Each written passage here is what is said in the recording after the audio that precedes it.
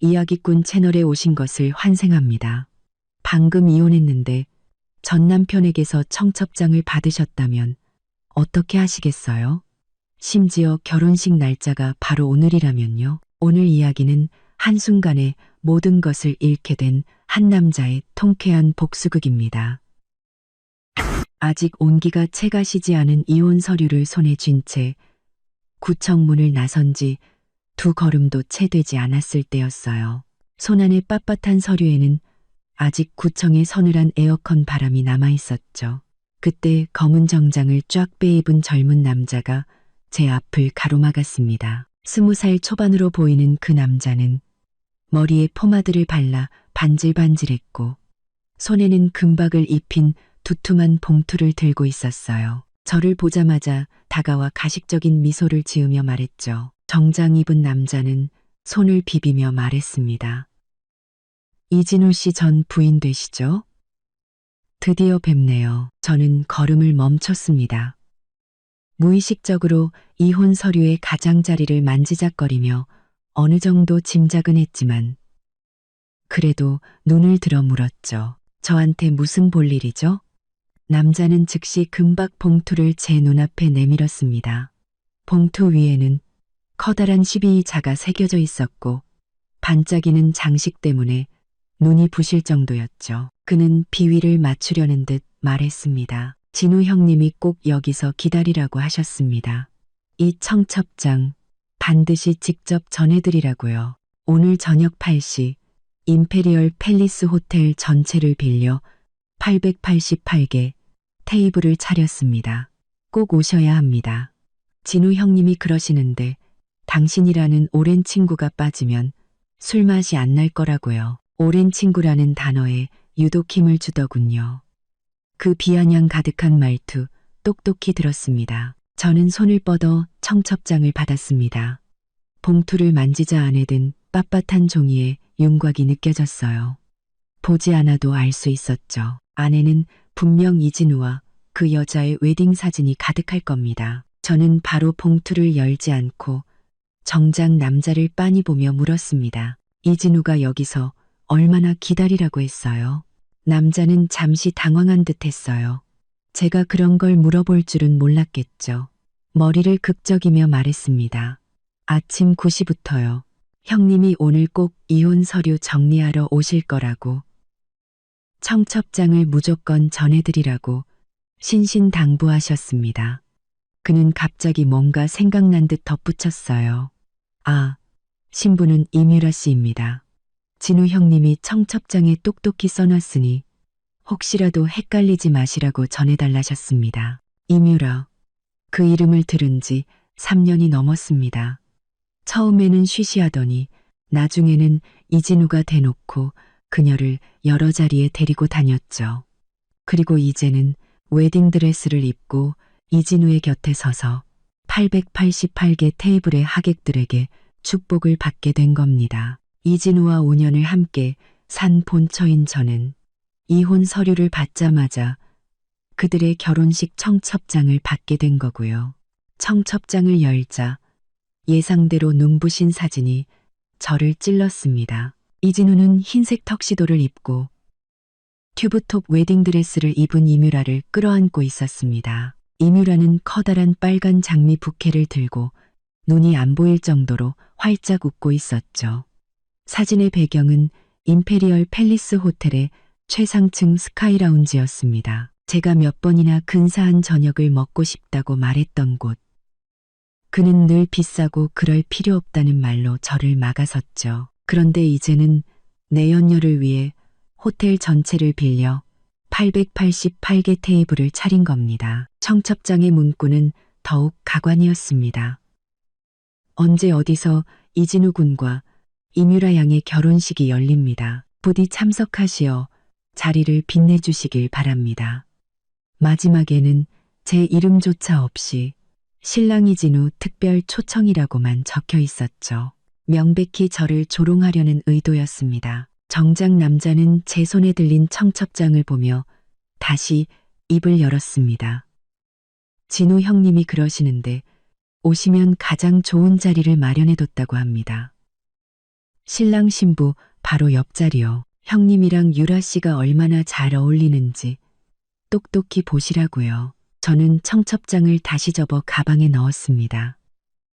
빳빳한 종이가 손에 닿았지만 마음은 조금도 아프지 않았어요. 오히려 차가운 미소가 피어올랐죠. 이진우는 이런 식으로 저를 모욕할 수 있다고 생각했겠죠.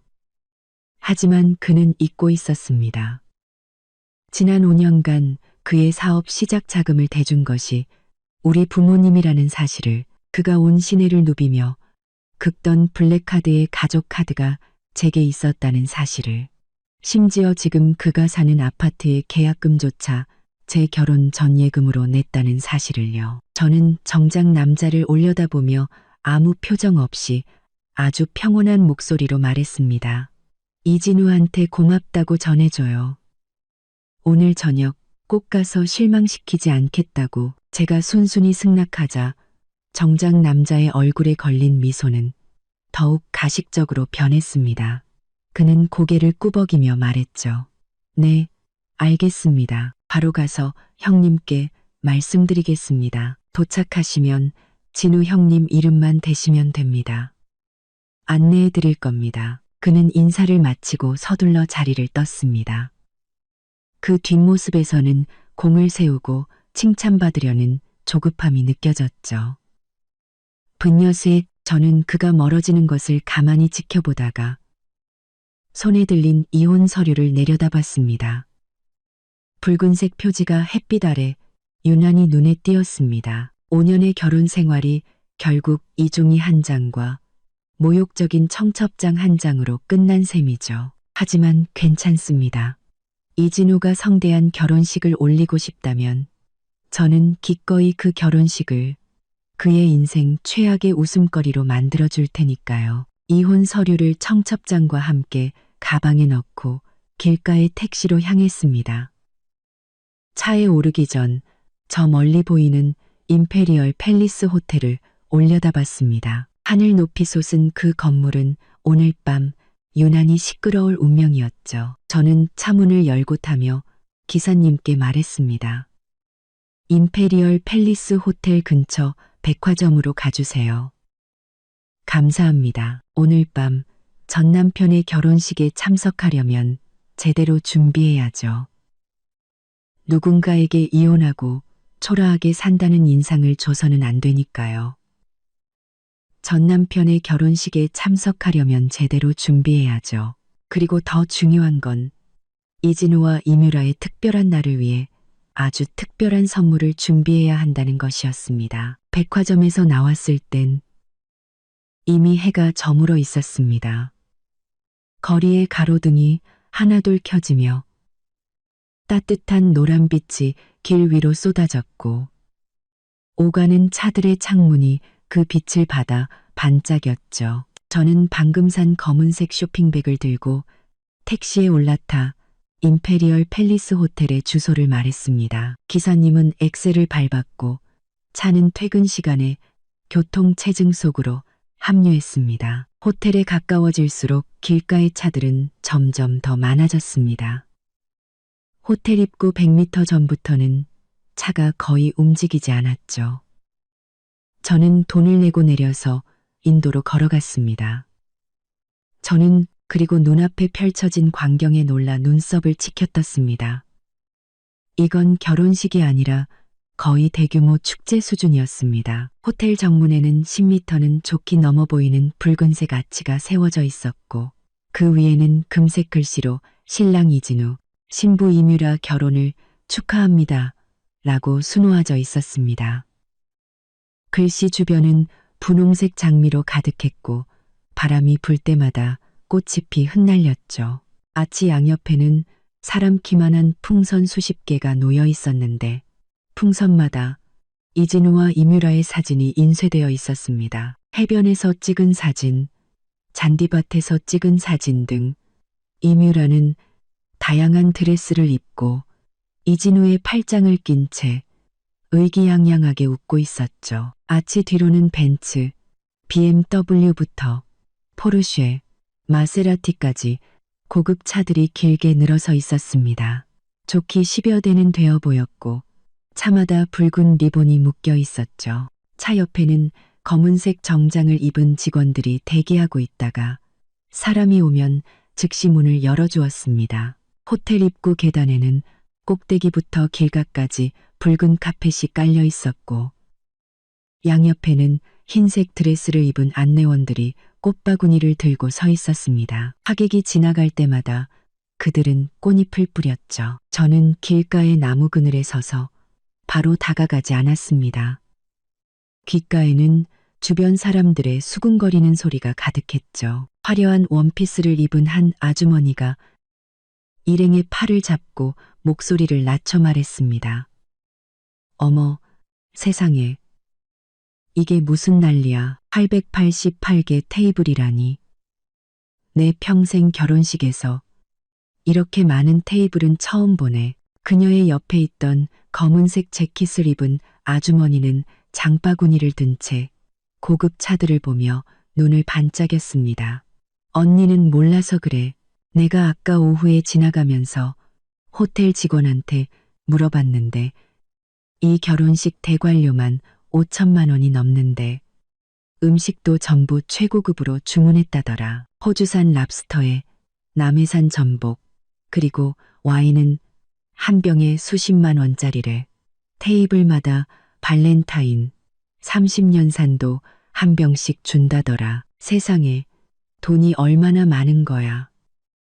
원피스를 입은 아주머니가 손뼉을 치며 다시 목소리를 낮췄습니다. 내가 호텔 직원한테 들었는데 저 신부 이뮤라라는 여자 보통 까다로운 게 아니래. 처음에는 호텔 꽃 장식이 촌스럽다고 하니까 이진우가 바로 강남에서 유명한 플로리스트를 불렀대.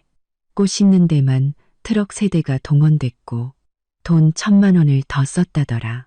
옆에 있던 청바지를 입은 젊은 여성 2명도 대화에 끼어들었습니다. 포니테일을 한 여자가 입을 삐죽이며 말했죠. 저 예전에 이진우 씨 회사에서 인턴했었는데 오래된 직원들 말로는요. 그 사람이 전 부인이랑 고생할 때는 몇십만 원짜리 패딩 하나 사주는 것도 아까워했대요. 그런데 지금 내연녀랑 결혼하면서는 아주 돈을 펑펑 쓰네요.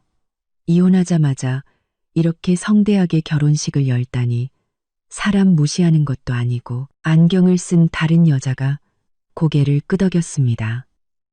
맞아. 듣기로는 전 부인이 사업 시작 자금도 보태줬다던데 이제 성공하니까 바로 버린 거잖아. 정말 양심도 없지. 그 말들은 하나도 빠짐없이 제 귀에 들어왔습니다. 저는 쇼핑백을 쥔 손에 힘을 주었고 손톱이 손바닥을 파고드는 것 같았죠. 하지만 마음속의 불길은 겉으로 드러내지 않았습니다. 이럴수록 침착해야 했죠. 진짜 쇼는 아직 시작도 안 했으니까요. 그때 검은색 롤스로이스 한 대가 천천히 다가와 붉은 카펫 끝에 멈췄습니다. 문이 열리고 이진우가 맞춤 제작한 흰색 턱시도를 입고 내렸습니다. 머리는 한 올의 흐트러짐도 없이 빗어 넘겼죠. 그는 먼저 차에서 내린 뒤 반대편으로 돌아가 이뮤라를 조심스럽게 부축했습니다. 이뮤라는 긴 자락이 끌리는 흰색 웨딩드레스를 입고 있었는데 드레스에는 다이아몬드가 가득 박혀 있어 가로등 불빛에 눈이 부실 정도였습니다. 머리에 쓴 왕관은 보기에도 무거워 보였고 손에는 청첩장 사진보다 훨씬 더 큰 빨간 장미 부케를 들고 있었죠. 그녀는 차에서 내리며 일부러 드레스 자락을 옆으로 살짝 걷어 다이아몬드가 밝힌 하의를 자랑했습니다. 그리고는 이진우의 팔짱을 끼고 가슴을 활짝 편 채 호텔 안으로 걸어 들어갔죠. 안내원들이 옆에 있었지만 눈길 한번 주지 않았습니다. 이진우는 걸으면서 이뮤라에게 무언가 속삭였는데 그 얼굴에 걸린 미소는 제가 5년 동안 단 한 번도 본 적 없는 다정한 미소였습니다. 그는 심지어 손을 뻗어 이뮤라의 귀밑머리를 넘겨주기까지 했죠. 그 모습을 보니 제 마음속에는 차가운 비웃음만 남았습니다. 바로 그때 회색 유니폼을 입은 젊은 직원이 식기를 한가득 안고 호텔 옆 작은 문으로 급히 뛰쳐나오다가 옆에 있던 쓰레기통에 부딪힐 뻔했습니다. 제 눈이 반짝였죠. 저는 쇼핑백을 들고 조용히 그를 따라갔습니다.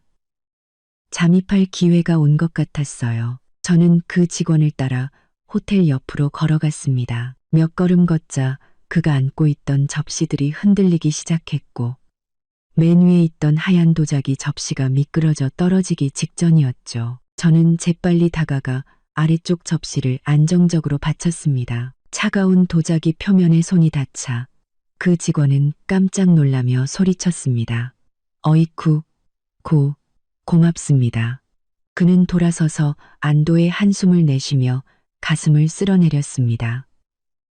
그제야 저는 그의 앳된 얼굴을 볼 수 있었죠. 가슴에 달린 명찰에는 박민준이라는 이름이 적혀 있었습니다. 그가 든 접시는 가슴 높이까지 쌓여 있었고 힘을 준 탓에 손가락 마디가 하얗게 변해 있었죠. 조심해요. 떨어뜨리면 큰일 나잖아요. 저는 손을 떼며 접시들을 중앙으로 모아주었습니다. 박민준은 고개를 끄덕이며 올상을 지었습니다. 그러게요. 오늘 손님이 너무 많아서 주방에서 계속 재촉하네요. 벌써 3번째 왔다 갔다 하는 거예요. 근데 결혼식에 오신 분 아니세요? 왜 직원 통로 쪽으로 오셨어요? 입구는 저쪽 정문인데. 저는 저 멀리 직원 휴게실이라고 쓰인 작은 문을 쳐다보며 목소리를 낮춰 말했습니다. 저기요, 내가 부탁 하나만 할게요. 도와주면 20만 원 줄게요. 어때요? 박민준의 눈이 동그래졌습니다. 손에 든 접시가 다시 한번 흔들렸죠. 네. 무슨 부탁인데요? 불법적인 일은 못합니다. 성민준의 눈이 박민준의 동그래졌습니다. 불법 아니에요. 그냥 물건 하나만 빌려주면 돼요. 저는 그가 입고 있는 회색 유니폼을 가리켰습니다. 그 유니폼 2시간만 빌리고 싶어요. 괜찮다면 옷 갈아입을 곳도 좀 알려주고요. 일 끝나면 바로 돈 줄게요. 박민준은 망설이는 눈빛으로 눈살을 찌푸렸습니다. 저기, 그건 안 되는데요. 부장님이 유니폼은 절대 빌려주지 말라고 하셨어요. 걸리면 저 잘려요. 걱정 마요. 나 그냥 잠깐 들어갔다 나올 거예요. 절대 사고 안 칠 거고 당신이 유니폼 빌려준 거 아무도 모르게 할게요. 저는 쇼핑백에서 현금 20만 원을 꺼내 그에게 내밀었습니다. 생각해봐요. 20만 원이면 당신 하루 일당보다 많잖아요. 2시간만 입을게요. 당신이 조용한 곳에서 기다리고 있으면 내가 옷 갈아입고 바로 돌려줄게요. 아무도 모를 거예요. 박민준은 20만 원을 뚫어지게 쳐다보며 침을 꿀꺽 삼켰습니다. 그리고는 품에 안은 접시를 한번 보고 무언가 고민하는 듯 했죠. 몇 초 뒤 그는 이를 악물고 결심한 듯 접시를 옆벽에 내려놓으며 속삭였습니다. 알겠어요. 하지만 약속은 꼭 지키셔야 해요. 문제 생기면 전 모르는 일입니다. 휴게실에 예비 유니폼이 하나 있어요. 전에 그만둔 동료가 놓고 간 건데 등록도 안 된 거예요. 따라오세요. 저는 박민준을 따라 직원 휴게실로 들어갔습니다. 안에는 낡은 소파 하나와 철제 캐비닛 하나가 전부였고 공기 중에는 음식 냄새가 희미하게 떠다녔죠. 박민준은 캐비닛에서 깔끔하게 접힌 유니폼 한 벌과 검은색 단화를 꺼내 저에게 건넸습니다. 이 옷은 아무도 안 입는 거예요. 빨리 갈아입으세요. 강민준은 캐비닛에서 깔끔하게 접힌 주는 캐비닛에서 깔끔하게 제가 밖에서 망봐드릴게요. 누가 오면 기침 2번 할게요. 저는 유니폼을 받아들고 소파 뒤로 가서 빠르게 옷을 갈아입었습니다. 회색 반소매 셔츠와 검은색 바지였는데 조금 컸지만 허리띠를 매니 그럭저럭 입을만 했습니다. 신발도 딱 맞았죠. 옷을 다 갈아입은 뒤 제 쇼핑백을 박민준에게 건네 캐비닛에 숨겨달라고 부탁하고 20만 원을 그의 손에 쥐어주었습니다. 고마워요. 이따 다시 올게요. 저는 셔츠깃을 정리하며 허점이 없는지 확인했습니다. 박민주는 돈을 주머니에 넣고는 주머니에서 하얀색 냅킨을 꺼내 저에게 건넸습니다. 이걸 팔에 걸치세요. 저처럼요. 그럼 아무도 의심 안 할 거예요. 들어가서는 함부로 돌아다니지 말고 그냥 접시 나르는 척하세요. 신랑 신부 쪽 테이블에는 가지 마세요. 부장님이 계속 지켜보고 계시니까. 저는 냅킨을 받아 팔에 걸치고 고개를 끄덕였습니다. 알겠어요. 박민준을 따라 직원 통로를 통해 연회장에 들어섰을 때 저는 비로소 그 화려함의 실체를 마주할 수 있었습니다. 최상층 연회장 전체가 동화 속 성처럼 꾸며져 있었죠. 천장에는 거대한 크리스털 샹들리에가 걸려 있었고 그 불빛이 붉은색 테이블보 위로 쏟아져 은식기들이 반짝였습니다. 888개의 테이블이 홀을 가득 메우고 있었고 각 테이블 위에는 와인 한 병과 분홍색 장미 꽃다발이 놓여 있었습니다. 하객들은 다양한 드레스를 입고 삼삼오오 모여 담소를 나누고 있었고 직원들은 쟁반을 든 채 그 사이를 오갔습니다. 신랑 신부 테이블은 연회장 가장 앞쪽 높은 단상 위에 마련되어 있었는데 금색 테이블보가 깔려 있었습니다. 이진우와 이뮤라는 그 중앙에 앉아 있었고 주변에는 사람들이 둘러싸고 축배를 들고 있었죠. 이진우는 와인잔을 든 채 입이 귀에 걸려 있었고 이뮤라는 그의 어깨에 기댄 채 옆 사람과 대화를 나누며 의기양양한 표정을 짓고 있었습니다. 박민준이 제 팔을 툭 치며 속삭였습니다. 전 접시 나르러 가야 해요. 조심하세요. 말을 마친 그는 쟁반을 들고 주방 쪽으로 향했습니다. 저는 심호흡을 한번 하고 다른 직원들처럼 옆 테이블의 빈 쟁반을 들고 천천히 신랑 신부 테이블 쪽으로 다가갔습니다. 가까이 다가갈수록 그들의 대화가 똑똑히 들렸습니다. 이뮤라는 핸드폰을 들고 옆에 있는 여자에게 자랑하고 있었습니다. 이것 봐, 내 왕관. 진우 씨가 특별히 해외에서 주문 제작한 거야. 순금에 다이아몬드까지 박혀 있다고. 이 웨딩드레스도 맞춤 제작인데 수공비만 300만 원이 넘었어. 그 여자는 즉시 부러운 표정을 지었습니다. 유라야, 정말 행복하겠다. 이 대표님, 너한테 정말 잘해주신다. 그릭하면 이진우는 그 말을 듣고 이뮤라의 어깨를 더 꽉 끌어안으며 웃었습니다. 내 아내인데 내가 아껴야지 누가 아끼겠어. 유라가 기쁘다면 돈이 얼마가 들든 상관없어. 저는 멀찍이 서서 손에 든 쟁반을 꽉 쥐었습니다. 마음속으로는 차갑게 비웃었죠. 지금 실컷 웃어도 이따가는 울게 될 테니까. 저는 안내 데스크에 가서 이진우의 결제건을 확인할 기회를 엿봐야 했습니다. 단 하나의 실수도 용납될 수 없었죠. 저는 빈 쟁반을 들고 신랑 신부 테이블 주위를 두어 바퀴 돌며 연회장 입구의 안내 데스크 쪽을 계속 주시했습니다. 그곳에는 남색 유니폼을 입은 직원 2명이 서류를 확인하고 있었죠. 다행히 주변에는 아무도 없어 보였습니다. 쟁반을 주방에 가져다 놓는 척하며 안내 데스크로 돌아갈 기회를 엿보던 그때 누군가 뒤에서 제 팔을 세게 잡아당겼습니다. 힘이 어찌나 센지 하마터면 쟁반을 놓칠 뻔했습니다. 어이, 거기 직원, 이리 와봐. 돌아보니 이뮤라가 다리를 꼬고 앉아 와인잔을 든 채 저를 부르고 있었습니다. 제가 돌아보자 그녀는 일부러 왼손을 들어 등불에 비쳐 보였습니다. 그 손에는 비둘기 알만 한 다이아몬드 반지가 끼워져 있었죠. 다이아몬드는 샹들리에 불빛을 받아 눈을 뜰 수 없을 정도로 반짝였고, 백금으로 된 반지에는 섬세한 무늬가 새겨져 있어 한눈에 봐도 고가품임을 알 수 있었습니다. 저는 속마음을 감추고 다가가 최대한 평범한 직원처럼 말했습니다.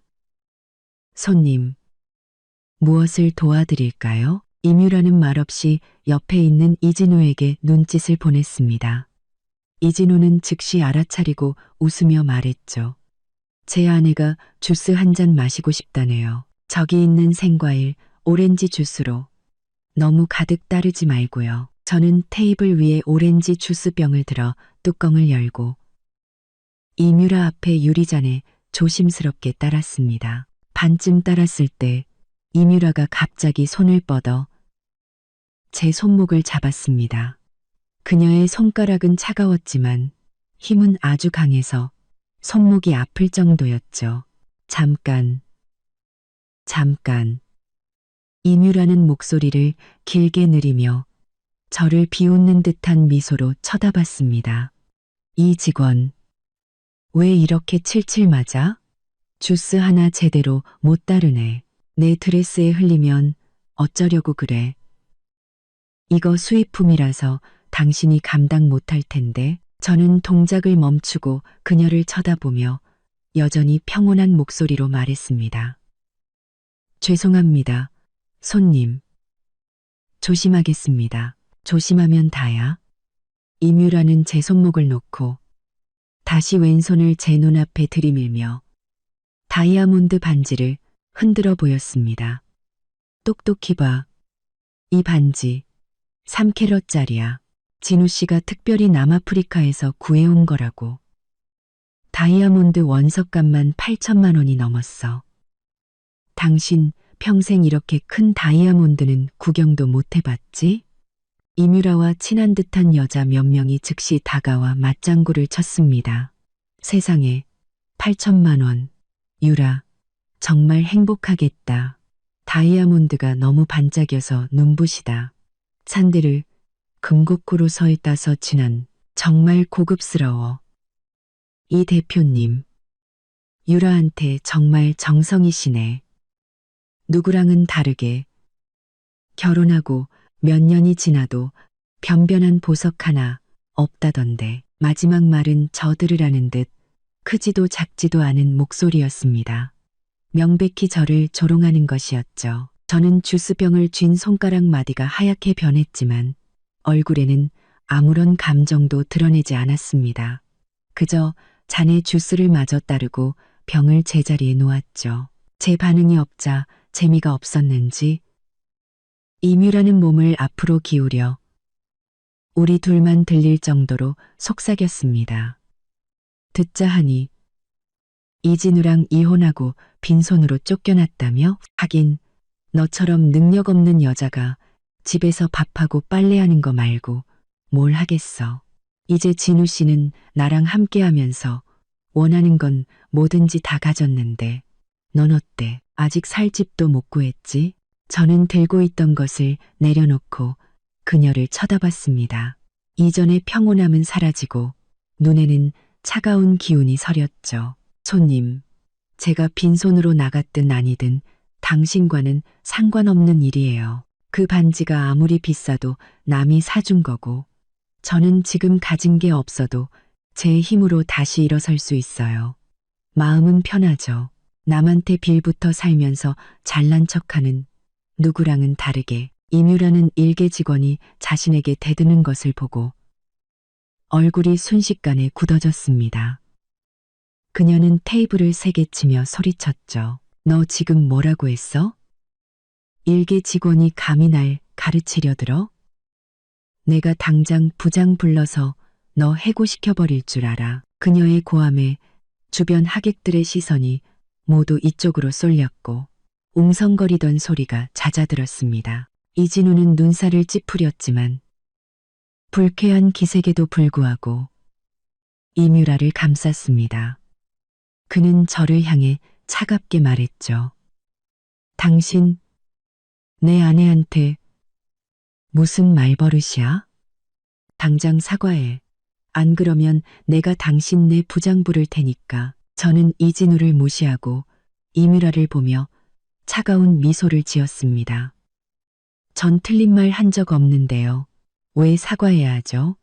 제 서비스가 불만이라면 부장님을 부르세요. 하지만 함부로 사람을 모욕하지는 마시죠.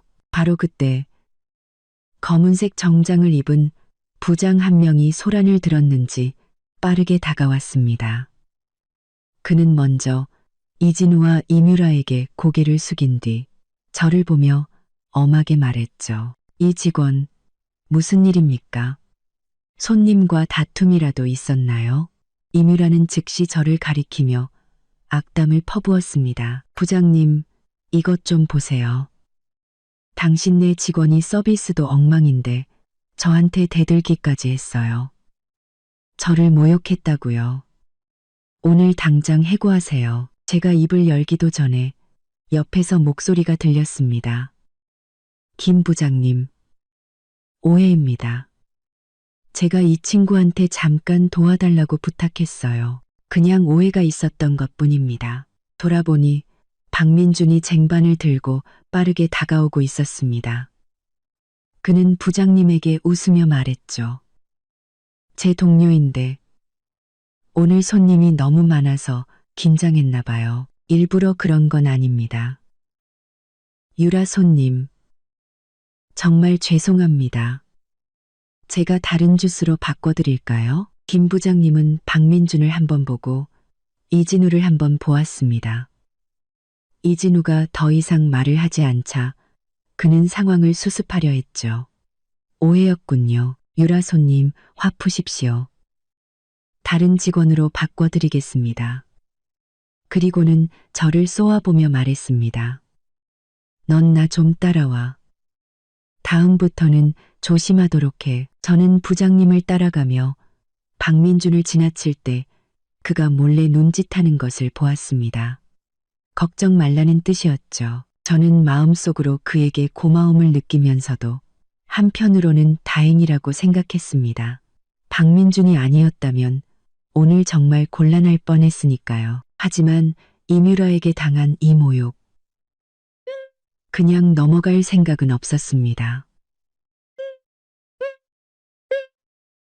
이따가 계산할 때 그녀는 분명히 울게 될 겁니다. 김 부장님은 저를 연회장 구석의 창고문 앞으로 데려갔습니다. 그의 얼굴은 여전히 굳어 있었고 그는 양손을 등 뒤로 깍지 낀 채 부하 직원을 훈계하는 자세를 취했죠. 도대체 어떻게 된 겁니까? 김 부장님은 눈살을 찌푸리며 목소리를 낮춰 말했습니다. 오늘이 어떤 자리인지 압니까? 이 대표님이 호텔 전체를 빌렸고 이뮤라 씨는 신부예요. 그런 분들과 마찰을 일으키다니 여기서 일하기 싫다는 겁니까? 저는 고개를 숙이고 일부러 겁먹고 억울한 표정을 지었습니다. 손가락으로 옷자락을 만지작거리며 말했죠. 김 부장님, 죄송합니다. 정말 일부러 그런 게 아니에요. 오늘 처음 아르바이트 하러 와서 너무 긴장했어요.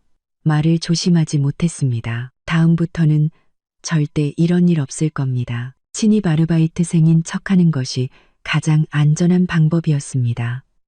규칙을 모르는 것도 설명되고 제 신분을 의심받을 일도 없었죠.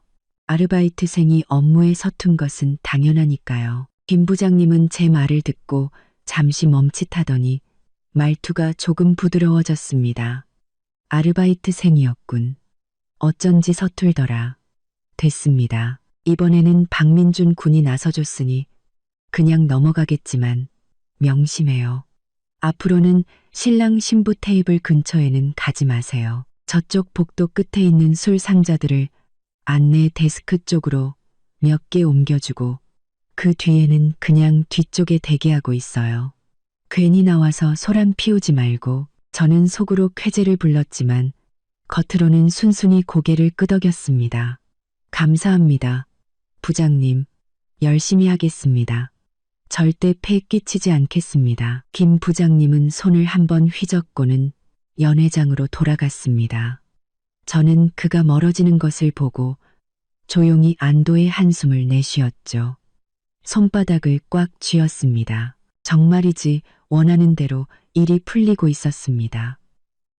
안내 데스크로 술을 옮기면서 자연스럽게 직원과 대화할 기회가 생긴 겁니다. 저는 빠르게 뒤쪽 창고로 가서 그곳에 쌓여 있는 여러 상자의 와인과 양주를 확인했습니다. 상자에는 고급 브랜드 로고가 찍혀 있어 한눈에 봐도 고가품임을 알 수 있었죠. 저는 작은 수레를 찾아 와인 2상자를 싣고 복도 끝으로 향했습니다. 복도에는 사람이 거의 없었고 가끔 지나치는 직원들도 모두 바쁘게 움직이고 있어 저에게는 아무도 신경 쓰지 않았습니다. 안내 데스크는 복도 끝 엘리베이터 옆에 있었습니다. 아까 멀리서 봤던 직원 2명이 여전히 그곳에 있었죠. 남색 유니폼을 입은 나이든 여성 직원은 청구서를 확인하고 있었고 젊은 직원은 하객 명단을 정리하고 있었습니다. 저는 수레를 끌고 천천히 다가가며 일부러 바퀴 소리를 내어 그들의 주의를 끌었습니다. 안녕하세요. 와인 2상자 가져왔습니다. 저는 수레를 멈추고 나이든 직원에게 미소를 지었습니다. 그녀는 저를 한번 쳐다보고는 안내 데스크 옆 구석을 가리켰습니다. 거기 두세요. 이따가 사람이 와서 가져갈 겁니다. 오늘 아르바이트생인가 보네. 처음 보는 얼굴인데. 네, 오늘 처음 와서 아직 서툴러요.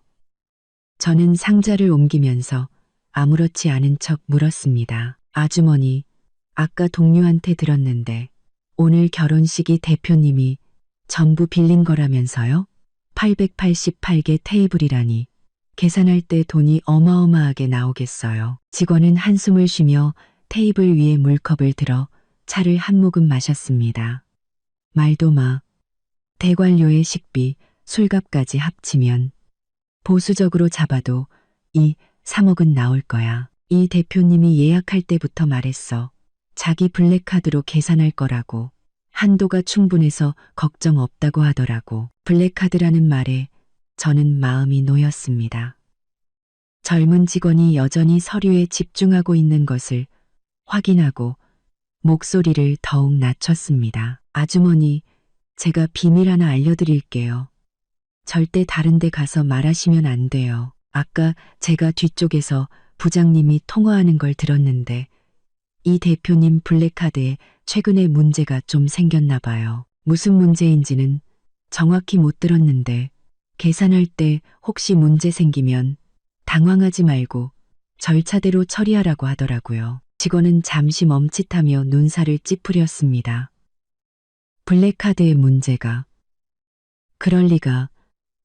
이 대표님 카드 내가 봤는데 한도가 엄청나. 예전에도 항상 그 카드로 결제했는데 한 번도 문제 없었어. 저도 잘은 몰라요. 그냥 우연히 들은 거라서 혹시나 해서 말씀드리는 거예요. 이따가 정말 문제 생기면 당황하실까 봐요. 저는 일부러 선의를 베푸는 척하며 덧붙였습니다. 너무 걱정은 마세요. 부장님이 그냥 농담한 걸 수도 있으니까요. 하지만 만약에 정말 무슨 일 생기면 그냥 원칙대로 처리하세요. 큰 손님이라고 봐주다가 나중에 더 곤란해질 수 있잖아요. 직원은 고개를 끄덕이며 생각에 잠긴 듯 말했습니다. 그것도 그렇네. 진짜든 아니든 일단 알아둬야겠어. 이따가 이 대표님 오면 먼저 카드를 긁어봐야겠네. 문제 있으면 그때 가서 얘기하고. 알려줘서 고마워.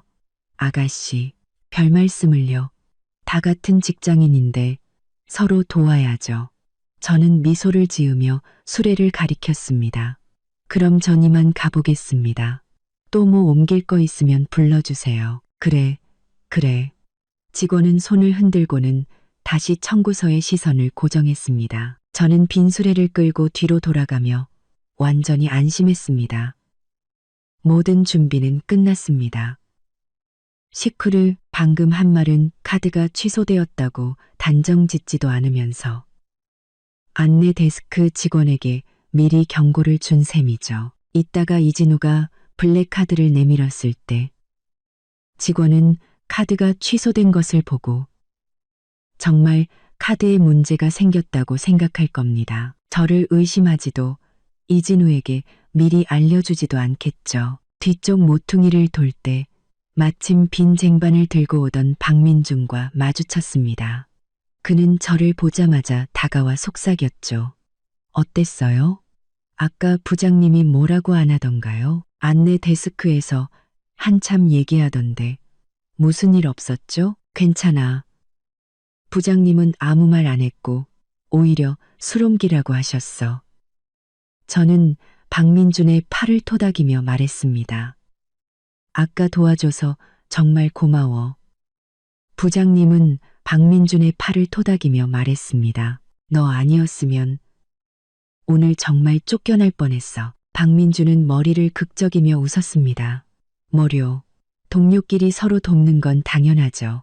아, 맞다.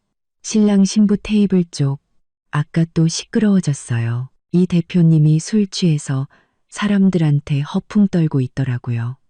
다시는 그쪽으로 가지 마세요. 저는 마음이 동하여 물었습니다. 무슨 허풍을 떠는데? 뻔하죠. 뭐, 자기가 얼마나 돈이 많은지, 오늘 결혼식이 얼마나 성대한지 자랑하는 거죠. 여기 있는 모든 비용은 자기가 다 낼 테니 마음껏 먹고 마시라고 하더라고요. 박민주는 입을 삐죽였습니다. 그 모습 보니까 온 세상에 자기가 이뮤라 씨랑 결혼했다는 걸 자랑하고 싶어 안달난 것 같았어요. 제 입가에 차가운 미소가 걸렸습니다. 이진우, 네가 지금 잘난 척할수록 이따가는 더 비참하게 무너질 거야. 이 3억 원의 비용을 블랙카드 하나로 해결할 수 있다고 생각했겠지. 하지만 넌 잊었을 거야. 그 카드의 주인이 너 하나가 아니었다는 사실을. 박민준과 잠시 대화를 나누는 사이 연회장에서 시끄러운 환호성이 터져 나왔습니다. 소리가 어찌나 큰지 뒤쪽 복도까지 똑똑히 들렸죠. 박민준은 눈살을 찌푸리며 연회장 쪽을 쳐다봤습니다. 에휴, 이 대표님이 또 허풍 떨기 시작했나 보네. 제가 가서 상황 좀 보고 올게요. 누나는 여기 계세요. 함부로 돌아다니지 마시고요. 저는 고개를 끄덕이고 박민준이 떠난 뒤 조용히 연회장 입구 기둥 뒤로 다가가 안을 엿봤습니다. 예상대로 이진우가 연회장 중앙에 서 있었습니다. 그는 와인잔을 높이 쳐들고 있었는데 와인이 흰색 턱시도 위로 반쯤 쏟아져 있었지만 전혀 신경 쓰지 않았죠. 얼굴은 술로 붉게 달아올랐고 걸음걸이는 비틀거려 한눈에 봐도 만취 상태였습니다. 옆에는 그와 형님, 동생 하는 남자들이 둘러싸고 있었습니다. 화려한 셔츠를 입은 남자가 그의 어깨를 두드리며 웃었죠. 이 대표님, 오늘 결혼식 정말 끝내줍니다. 888개 테이블에 음식도 전부 최고급이고 이런 스케일 저희는 정말 상상도 못하겠습니다. 이진우는 그 말에 더욱 의기양양해졌습니다. 그는 와인잔을 더 높이 쳐들고 모든 하객을 향해 외쳤죠. 여러분, 오늘 저 이진우의 결혼식에 와주셔서 감사합니다. 제 아내 이뮤라와 드디어 결혼하게 되어 정말 기쁩니다. 그는 잠시 말을 멈추고 술트림을 한 번 한 뒤 목소리를 더욱 높였습니다. 그래서 오늘 여기 있는 모든 비용, 식사, 술, 그리고 혹시 있다가 호텔에서 묵고 싶은 분들의 숙박비까지 전부 제가 쏩니다. 마음껏 드시고 마시고 즐기세요. 저한테는 돈 걱정하지 마시고요. 그 말이 끝나자 연회장은 잠시 조용해졌다가 이내 폭소와 환호성으로 가득 찼습니다. 이 대표님, 통 크시다. 역시 이 대표님, 돈이 많으시네. 그럼 저희 사양 안 하겠습니다. 몇몇 젊은 하객들은 즉시 테이블 위에 와인병을 들어 잔을 채웠습니다. 이뮤라는 신랑 신부 테이블에서 걸어 나와 이진우의 팔짱을 꼈습니다. 그녀의 얼굴에는 웃음꽃이 활짝 피었죠. 그녀는 일부러 애교 섞인 목소리로 말했습니다. 자기야, 너무 많이 마시지 마. 몸 상하겠어. 하지만 이렇게 모두에게 잘해주니 나 정말 기쁘다. 그녀는 말하면서 일부러 손에 낀 다이아몬드 반지를 주변 하객들에게 슬쩍 보여주었습니다. 그 의기양양한 모습에 제의가 갈렸죠. 이진우는 이뮤라의 손을 토닥이며 흐릿하지만 자랑스러운 눈빛으로 말했습니다. 여보, 걱정 마. 이 정도 돈은 아무것도 아니야. 당신만 기쁘고 우리 친구들만 즐겁다면 나 이진우 돈은 얼마든지 있어. 내 블랙카드 한도면 이런 결혼식 10번은 더 치를 수 있다고. 그의 말이 끝나자마자 사람들 사이에서 작게 수군거리는 소리가 들렸습니다.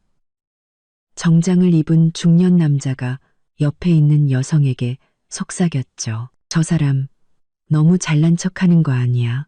이혼하자마자 내연녀랑 결혼하면서 이렇게 사치스럽게 남들이 자기 돈 많은 거 모를까봐 안달이 났네. 여성은 그의 팔을 살짝 잡아당기며 속삭였습니다.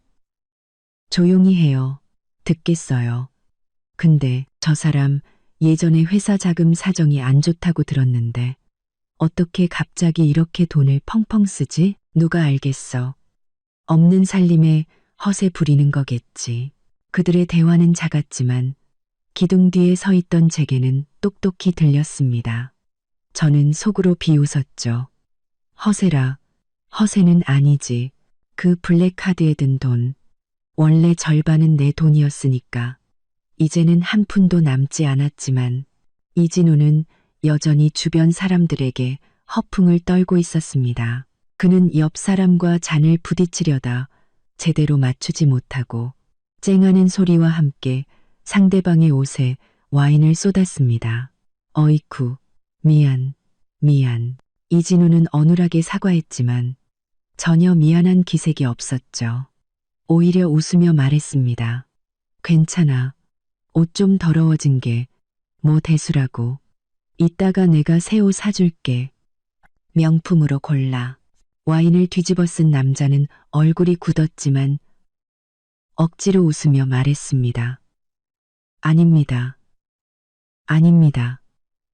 이 대표님만 즐거우시면 됐죠. 이뮤라는 옆에서 거들었습니다. 맞아요. 옷 한 벌 가지고 뭐려.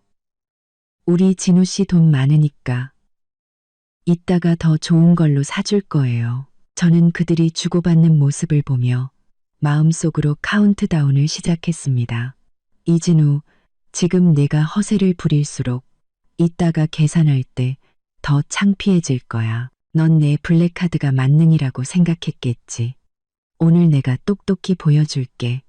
구름 위에서 진흙탕으로 떨어지는 기분이 어떤 건지. 바로 그때 박민준이 조용히 제 옆으로 와서 속삭였습니다. 저 사람 아주 하늘 높은 줄 모르고 떠드네요. 이따가 계산 못하면 정말 볼만하겠어요. 아, 맞다. 아까 주방 사람들한테 들었는데 이뮤라가 계속 이진우한테 계산하러 가자고 조른대요. 안내 데스크에서 사람들 다 들으라고 총액을 발표하게 해서 더 잘난 척하고 싶나 봐요. 제 눈이 반짝였습니다. 이뮤라, 넌 정말 나의 최고의 조력자구나. 네가 서두를수록 이 쇼는 더 빨리 시작될 테니. 저는 과연 안내 데스크에서 해지된 카드입니다라는 말을 들었을 때 내 그 의기양양한 미소가 계속 유지될 수 있을지 궁금해졌습니다. 이진우는 여전히 사람들과 잔을 부딪히며 허풍을 떨고 있었는데 이뮤라가 갑자기 그의 팔을 잡아당겼습니다. 그녀는 애교 섞인 표정을 지었지만 목소리는 일부러 주변 사람들이 다 들을 수 있을 정도로 높였죠. 자기야, 그만 마셔. 벌써 10시가 다 됐잖아. 우리 이제 계산하러 가야지. 이진우는 술트림을 하며 고개를 흔들었습니다. 그의 눈빛은 여전히 흐릿했죠. 계산? 뭘 그렇게 서둘러, 좀 더 마시자. 이렇게 기분 좋은데 이뮤라는 발을 동동 굴렀고 웨딩드레스 자락이 따라 흔들렸습니다. 그녀는 손에 낀 다이아몬드 반지를 만지작거리며 일부러 주변 하객들에게 미소를 지었습니다. 나는 그냥 우리가 이 결혼식에 돈을 얼마나 썼는지 빨리 알고 싶어서 그래.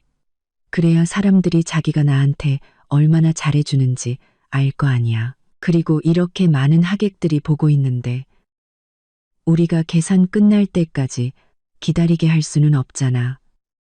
모양 빠지게 그녀가 말한 모양이라는 것은 명백히 안내 데스크에서 총액을 발표하게 하여 이 결혼식이 얼마나 호화로운지 자신이 얼마나 사랑받는 신부인지를 과시하려는 속셈이었습니다. 그녀와 친한 여자들이 즉시 거들었죠. 맞아요, 이 대표님. 유라 말이 맞아요. 빨리 계산해서 저희도 이렇게 멋진 결혼식에 얼마나 들었는지 구경 좀 합시다. 이 대표님처럼 통 큰 분이시니 분명 천문학적인 숫자일 거예요. 저희 다들 기대하고 있어요. 이진우는 그 칭찬에 기분이 좋아져 이뮤라의 손등을 토닥였습니다. 그는 들고 있던 와인잔을 옆 직원 쟁반에 내려놓으며 혀 꼬부라진 소리로 말했죠. 알았어. 우리 여보 말대로 해야지. 겨우 계산하는 것 가지고. 별거 아니야. 가자, 여보. 내가 계산하러 데려가 줄게. 내가 당신이랑 결혼하는데 돈을 얼마나 썼는지.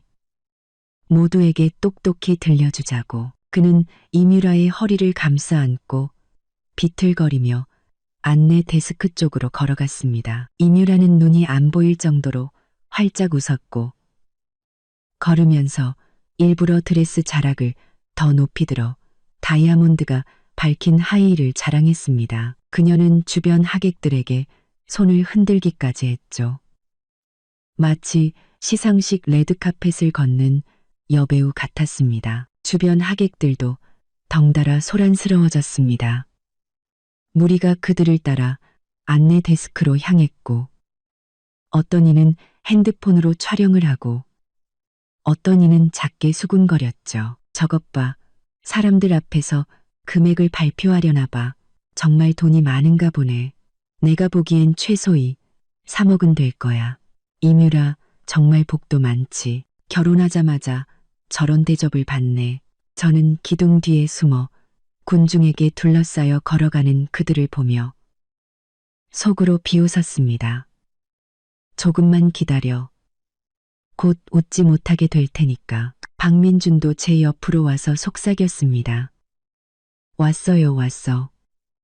곧 안내 데스크에 도착하겠네요. 이따가 이 대표님 카드 안 되는 거 알면 그 자리에서 기절하는 거 아니에요? 기절로 끝나면 다행이지. 저는 이진우의 뒷모습을 보며 차갑게 말했습니다. 그 카드를 취소한 게 나라는 걸 알면 아마 분노로 폭발할 걸. 박민준의 눈이 동그래졌습니다. 네, 누나가요? 어떻게 그 사람 카드를? 그 카드 원래 내 목도 있었어. 저는 간단히 설명했습니다. 혼인 중 공동 재산이었지.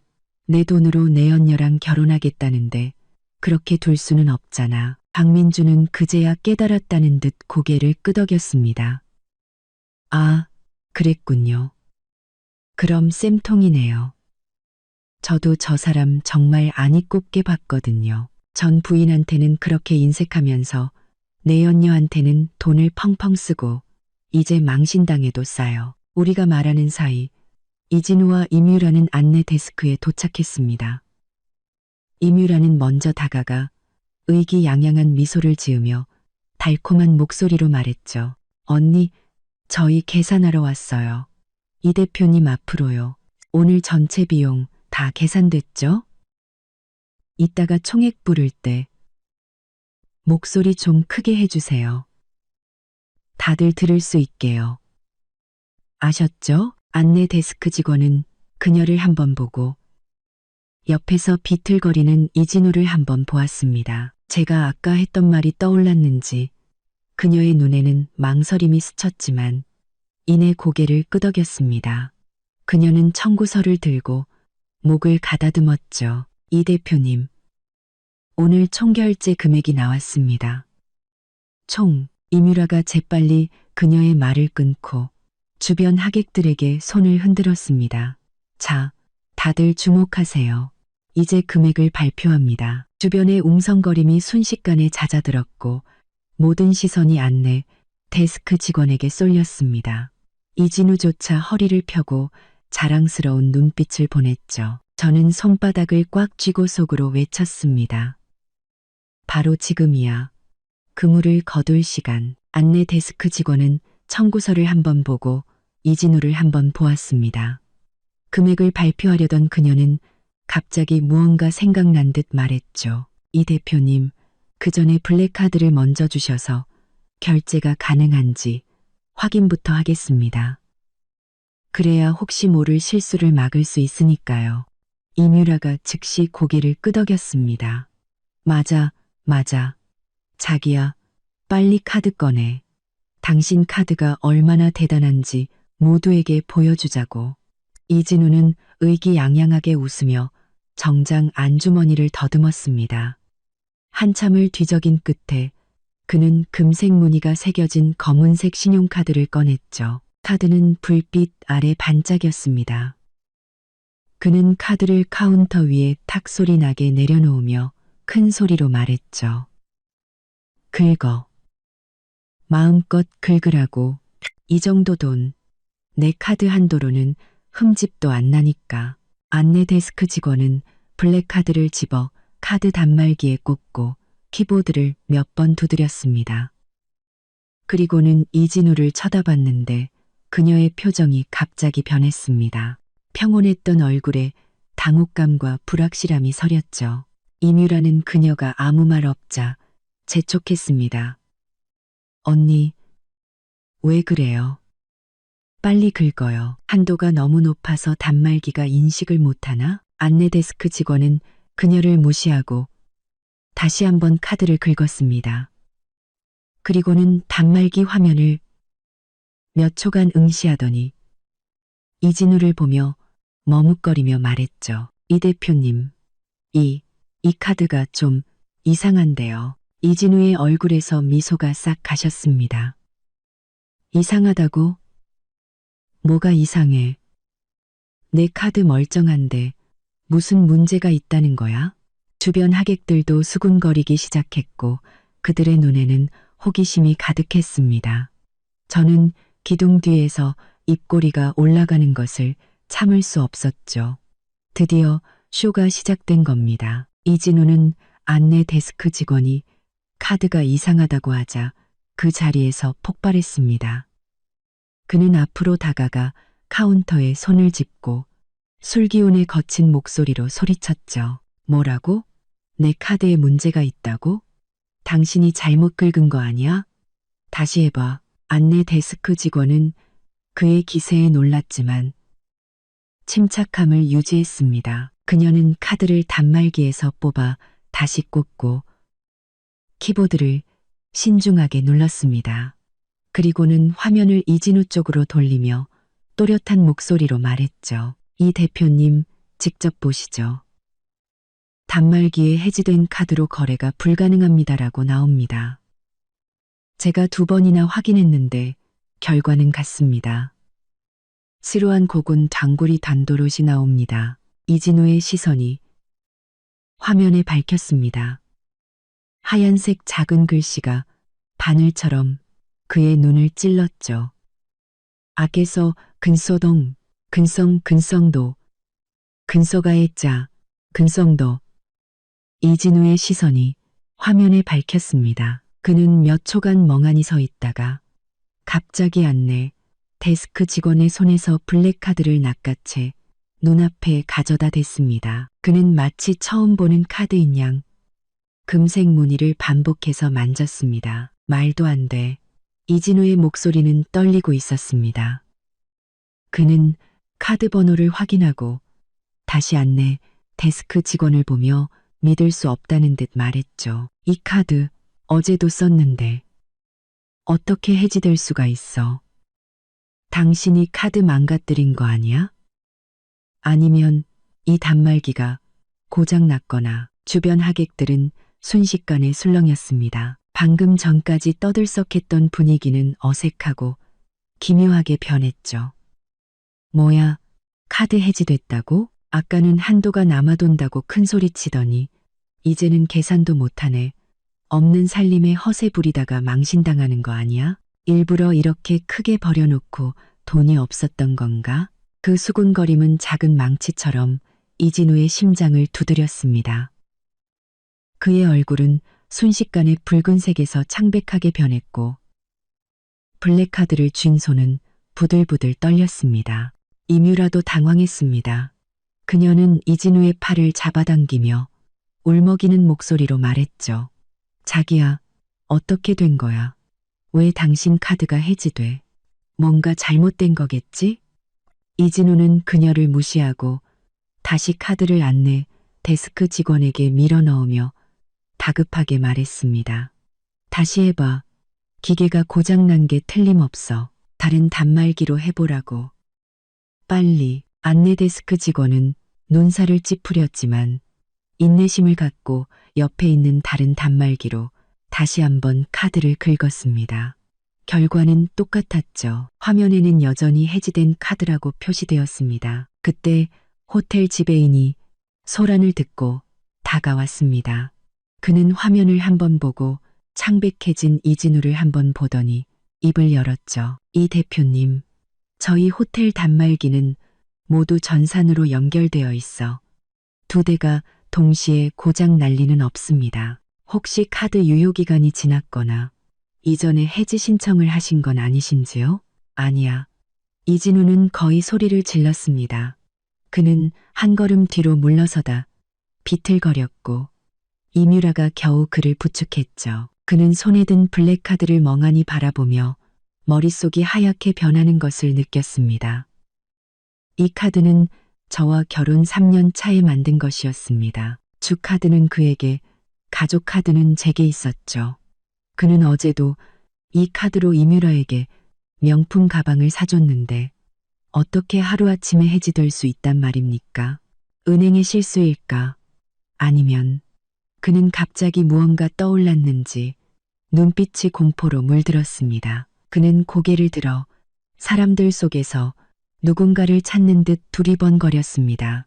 저는 기둥 뒤에서 그의 당황한 눈빛을 똑똑히 보았습니다. 그는 분명 저를 떠올렸을 겁니다. 이 카드의 가족 카드가 제게 있었다는 사실을, 그리고 이 카드에 든 돈의 절반이 제 몫이라는 사실을요. 이뮤라는 이진우가 아무 말 없자 하객들의 수군거림이 점점 커지는 것을 느끼고 초조해졌습니다. 그녀는 거의 울상이 되어 안내 데스크 직원과 지배인에게 소리쳤죠. 말도 안 돼요. 이 카드는 절대 문제 없어요. 당신들이 뭔가 꾸민 거죠? 카드를 망가뜨린 거 아니에요? 우리를 속이려는 거면 가만 안 둘 줄 알아요. 지배인의 얼굴이 굳어졌습니다. 손님, 말씀 조심하십시오. 저희 호텔은 정식으로 운영되는 곳이며 그런 일은 절대 있을 수 없습니다. 카드 상태는 보시다시피 해지된 상태이며 저희와는 무관합니다. 이진우는 그제야 정신을 차렸습니다. 그는 이뮤라를 밀치고 주머니에서 핸드폰을 꺼냈지만 긴장한 탓에 손가락이 미끄러져 잠금을 풀지 못했죠. 그는 중얼거렸습니다. 은행에 전화해 볼 거야. 내가 직접 물어볼 거야. 분명 은행 실수일 거야. 주변 하객들은 모두 조용해져 이진우가 허둥지둥 전화하는 모습을 구경했습니다. 그들의 눈에는 구경거리라도 난 듯한 표정이 가득했죠. 어떤 이들은 몰래 핸드폰으로 촬영까지 했습니다. 저는 이진우의 당황한 모습을 보며 속으로 비웃었습니다. 이진우, 이제 와서 전화해봤자 늦었어. 내가 이미 은행에 다 말해놨거든. 이 카드는 한번 해지되면 절대 복구할 수 없고 안에 있던 돈은 전부 내 계좌로 옮겨졌다고. 이진우는 겨우 잠금을 풀고 은행 고객센터 번호를 찾아 전화를 걸었습니다. 몇 번의 신호음 끝에 전화가 연결되자 그는 즉시 소리쳤죠. 여보세요. 은행이죠. 저 이진우인데요. 제 블랙카드가 왜 해지된 겁니까? 당신들 실수 맞죠? 당장 복구해줘요. 전화기 너머에서 무언가 말이 들려왔고 이진우의 목소리가 갑자기 낮아졌습니다. 그는 눈살을 찌푸리며 계속 고개를 끄덕였고 얼굴은 점점 더 굳어졌습니다. 마지막에는 제대로 서 있지도 못하고 카운터에 기대어 겨우 몸을 지탱했죠.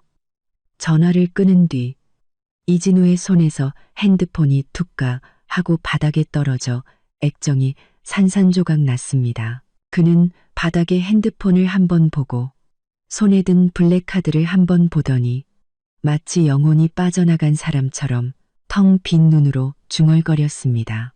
말도 안 돼. 어떻게? 그녀가 어떻게 감히? 저는 은행에서 분명히 알려줬을 거라고 확신했습니다. 이 카드는 주카드 소유자의 동의하에 가족카드 소유자가 해지를 신청했으며 안에 있던 자금은 법적 절차에 따라 가족카드 소유자, 즉 저에게 분할 지급되었다고요. 그는 드디어 깨달았습니다. 이것은 은행의 실수도 호텔의 실수도 아닌 바로 제가 한 짓이라는 것을. 주변 하객들은 이진우의 모습을 보고 더욱 크게 수군거렸고 어떤 이들은 비웃기 시작했습니다. 임유라는 이진우의 넋 나간 모습을 보고 주변의 비웃음 소리를 들으며 결국 울음을 터뜨렸습니다. 그녀는 이진우의 품에 안겨 소리쳤죠. 자기야, 이게 대체 어떻게 된 일이야? 우리 결혼식은 어떻게? 아직 계산도 안 했는데. 이진우는 이뮤라를 안고 있었지만 아무 말도 하지 못했습니다. 그저 손에 든 블랙카드를 멍하니 바라보며 실끄러진 인형처럼 서 있을 뿐이었죠. 저는 그들의 비참한 모습을 보며 만족스러운 미소를 지었습니다. 이건 시작에 불과했습니다. 더 큰 망신이 그들을 기다리고 있었으니까요. 이진우는 울부짖는 이뮤라를 안고 하객들의 수군거림과 비웃음 소리를 들었습니다. 그 소리들은 바늘처럼 그의 마음을 찔렀죠. 그는 고개를 들어 억지로 태어난 척하며 주변 하객들에게 외쳤습니다. 여러분, 오해입니다. 이 카드는 해지된 게 아니라 분명 은행 시스템에 오류가 생긴 겁니다. 제가 어제도 썼는데 어떻게 갑자기 해지될 수 있겠습니까? 시스템 문제예요. 그는 말하면서 허리를 숙여 액정이 박살난 핸드폰을 주었지만 화면이 깨져 작동하지 않았습니다. 그는 식은땀을 흘리며 옆에 서 있던 정장 차림의 남자, 평소 친하게 지내던 회사 부사장에게 다가갔습니다. 이진우는 그의 팔을 붙잡고 다급하게 말했죠. 박 부장, 핸드폰 좀 빌려줘. 내가 다시 은행에 전화해서 따져봐야겠어. 분명 시스템 오류일 거야. 박 부사장은 마지못해 주머니에서 핸드폰을 꺼내 건넸습니다. 이진우는 떨리는 손으로 겨우 은행 고객센터에 다시 전화를 걸었죠. 신호음 몇 번 후 전화가 연결되자 그는 즉시 소리쳤습니다. 여보세요. 은행 고객센터죠? 저 이진우인데요. 제 블랙카드가 해지됐다고 나오는데 이게 시스템 오류 맞죠? 빨리 확인해 주세요. 전화기 너머에서는 정중하지만 차가운 목소리가 들려왔습니다. 차가운 목소리가 들려왔습니다. 이진우 고객님. 확인 결과 고객님의 블랙카드는 오늘 오전 10시 3분에 정상적으로 해지 처리되었습니다. 해지 신청은 가족카드 소지자께서 하셨으며 모든 절차는 규정에 따라 진행되었습니다. 시스템 오류는 아닙니다. 가족카드 소지자라고? 이진우의 목소리가 거의 비명처럼 터져 나왔습니다. 가족카드 소지자는 내 전처인데 그 여자가 어떻게 마음대로 카드를 해지할 수 있단 말이오. 이 카드는 내 거고 안에 든 돈도 내 거라고. 당신들이 무슨 권리로 해지를 해줬어. 고객센터 직원은 여전히 침착했습니다. 고객님, 카드 발급 시 서명하신 약관에 따라 가족 카드 소지자는 양측의 신분 증명과 혼인 관계 증명서를 제출할 경우 해지를 신청할 수 있습니다. 또한 카드 내 자금은 혼인 중 공동 재산으로 이혼 시 법적 절차에 따라 분할되어야 합니다. 저희는 관련 서류를 모두 확인했으며 가족 카드 소지자께서 제출하신 이혼 증명서와 재산 분할 합의서는 모두 유효합니다. 따라서 해지 절차는 합법적으로 진행되었습니다. 재산 분할 합의서? 내가 언제 그런 걸 썼다는 거야? 이진우는 완전히 이성을 잃었습니다. 그는 핸드폰을 쥔 손에 힘을 주어 마디가 하얗게 변했죠. 당신들 뭔가 착각한 거야. 난 그런 거 쓴 적 없어. 당장 카드 복구 안 하면 당신들 다 고소할 거야. 죄송하지만 고객님, 해지 절차는 한번 완료되면 복구할 수 없습니다. 재산 분할에 이의가 있으시다면 법적 절차를 통해 해결하시기 바랍니다. 이용해 주셔서 감사합니다. 고객센터 직원은 말을 마치고 전화를 끊어버렸습니다. 여보세요, 여보세요. 끊지 마요. 이진우는 한참을 소리쳤지만 전화기에서는 뚜 하는 소리만 들려왔습니다. 그는 멍하니 핸드폰 화면을 바라보다가 힘없이 박 부사장에게 돌려주며 중얼거렸습니다. 말도 안 돼. 그 여자가 어떻게 재산 분할 합의서를, 난 서명한 적 없는데. 주변 하객들은 이제 모든 상황을 파악했습니다. 시스템 오류가 아니라 이진우의 전처가 카드를 해지하고 돈까지 가져가 버린 것이었죠. 수군거림은 더욱 커졌고 비웃음 소리도 섞여 나왔습니다. 꼴 좋다. 없는 돈으로 내연녀 앞에서 허세 부리다가 전처한테 제대로 한 방 맞았네. 듣자 하니 저 사람 회사 시작 자금도 전처가 대줬다던데 성공하니까 바로 버리고 공동 재산까지 빼돌리려다가 망했구만. 저런 사람이랑 사업하면 안 되겠어. 신뢰가 안 가네. 그 말들은 하나도 빠짐없이 이진우의 귀에 꽂혔습니다. 그의 얼굴은 창백해졌다가 시퍼렇게 변했다가 다시 붉어지기를 반복했죠. 그는 반박하고 싶었지만 하객들의 말이 모두 사실이었기에 아무 말도 할 수 없었습니다. 임유라도 하객들의 말을 듣고는 울음을 그치고 이진우의 팔을 흔들며 따졌습니다. 자기야, 이게 다 무슨 소리야? 재산 분할. 자기야, 그 집도. 하객들의 말을 듣고는 당신 전처가 당신 카드를 해지했다고? 그럼 우린 이제 어떻게? 계산은 어떻게 하고? 이진우는 그녀의 질문에 짜증이 폭발해 그녀를 거칠게 밀어냈습니다. 시끄러워. 내가 어떻게 알아. 임유라는 비틀거리며 뒤로 물러서다 하마터면 넘어질 뻔했습니다. 주변 하객들은 그 모습을 보고 웃음을 터뜨렸죠. 그녀는 분하고 억울해서 눈물이 다시 터져 나왔지만 이진우에게 더 이상 화를 낼 수는 없었습니다. 아직 계산을 해야 했으니까요. 이진우는 사방에서 쏟아지는 비웃음과 경멸의 눈초리에 얼굴을 들 수 없었습니다. 그는 지배인에게 다가가 거의 애원하듯 말했죠. 지배인님, 오늘은 은행도 문 닫았고 시스템 문제도 있으니 제가 내일 아침 일찍 은행 가서 처리하고 바로 돈을 보내드리겠습니다. 그렇게는 안 될까요? 지배인은 눈살을 찌푸리며 단호하게 말했습니다. 이 대표님, 저희 호텔 규정상 당일 결제가 원칙입니다. 오늘처럼 큰 금액은 내일까지 기다려드릴 수 없습니다.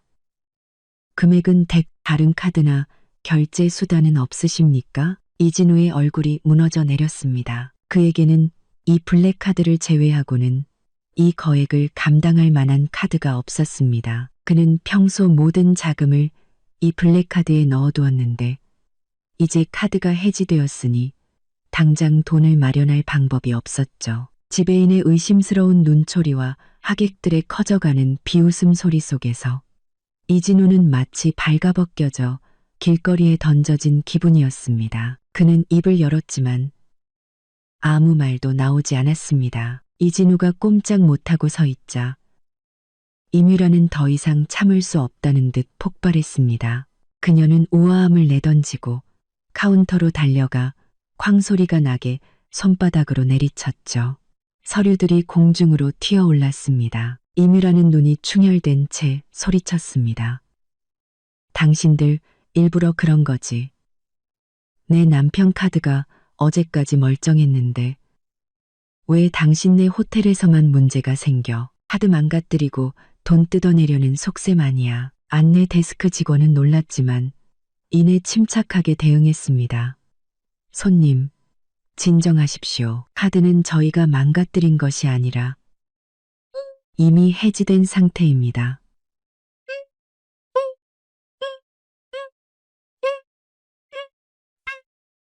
못 믿으시겠으면 직접 은행에 확인해 보십시오. 내가 왜 당신들 문제라고. 임유라는 직원의 손에서 블랙카드를 낚아채려 했습니다. 당장 카드 복구 안 하면 오늘 여기서 한 푼도 못 낸다고. 내 남편이 누군지 알아? 이진우 대표야. 당신 내 호텔 하루아침에 망하게 할 수도 있다고. 그녀의 고함에 주변 하객들은 폭소를 터뜨렸습니다. 대표는 무슨 계산도 못하면서 자기 카드 문제인데 호텔에 행패 부리네. 정말 꼴불견이다. 임유라는 그 비웃음에 더욱 이성을 잃고 바닥에 주저앉아 통곡하기 시작했습니다. 웨딩드레스 자락이 흙먼지로 더러워졌지만 그녀는 아랑곳하지 않고 다리를 치며 울부짖었죠. 세상에 이런 법이 어디 있어. 호텔이 손님 돈을 뜯어내려 해요.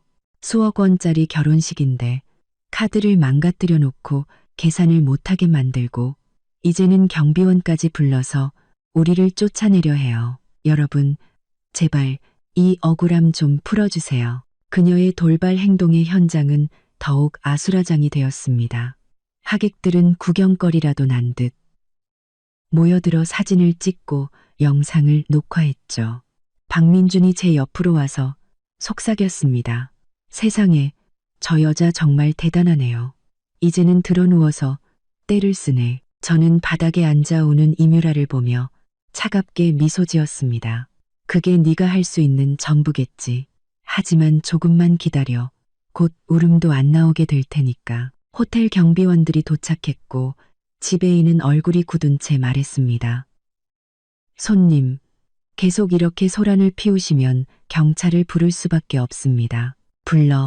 부르라고. 임유라는 울며 소리쳤습니다. 오늘 내 남편 카드 복구 안 해주면 나 여기서 한 발짝도 안 움직일 거야. 당신 내 호텔이 어떻게 손님을 등쳐먹는지 온 세상에 알릴 거라고. 이진우는 임유라의 모습과 주변의 비웃음 소리에 얼굴을 들지 못하고 괴로워했습니다. 그가 임유라를 일으키려 다가갔지만 그녀는 그의 손을 뿌리치며 소리쳤죠. 저리 가, 이 무능력한 인간아. 카드 하나 간수 못해서 나를 이렇게 망신시켜. 내가 당신 같은 사람이랑 결혼해서 뭘 하겠어. 이진우는 그녀의 말에 더욱 비참해졌고 그녀를 다시 잡으려다 그녀가 거세게 미는 바람에 뒤로 비틀거리다 옆에 있던 와인 상자에 부딪혔습니다. 와장창 하는 소리와 함께 와인병들이 깨지며 붉은 와인이 바닥을 적셨습니다. 주변 하객들은 잠시 조용해졌다가 이내 더 큰 웃음을 터뜨렸습니다. 이진우는 깨진 유리 조각과 와인으로 엉망이 된 바닥에 서서 붉은 얼룩이 묻은 턱시도를 입은 채 마치 어릿광대처럼 보였습니다. 지배인은 한숨을 쉬며 경비원들에게 지시했습니다. 저분들 떼어놓고 경찰에 신고하세요. 병들에게 지시했습니다. 저분들 떼어놓고 경찰에 신고하세요. 경비원들이 임유라를 양쪽에서 부축해 일으키자 그녀는 발버둥 치며 울부짖었고 그 과정에서 머리에 썼던 왕관이 바닥에 떨어져 흙먼지와 와인으로 더러워졌습니다. 더 이상 이전에 빛나던 모습은 찾아볼 수 없었죠. 바로 그때 제가 하객들 사이에서 걸어 나왔습니다. 저는 오른손으로 입고 있던 직원 유니폼의 깃을 잡고 천천히 아래로 벗어내렸습니다. 아내는 몸에 딱 맞는 검은색 원피스를 입고 있었죠.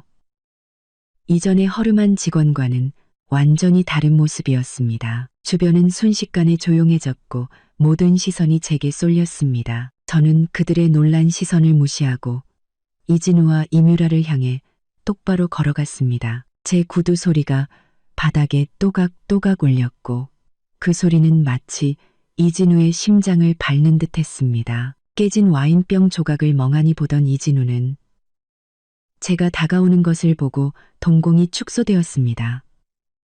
그의 얼굴에서 핏기가 싹 가셨죠. 그는 저를 가리키며 떨리는 목소리로 말했습니다. 네가 어떻게 여기에, 내가 어떻게 여기에 있냐고? 내가 뭘 어쨌는데?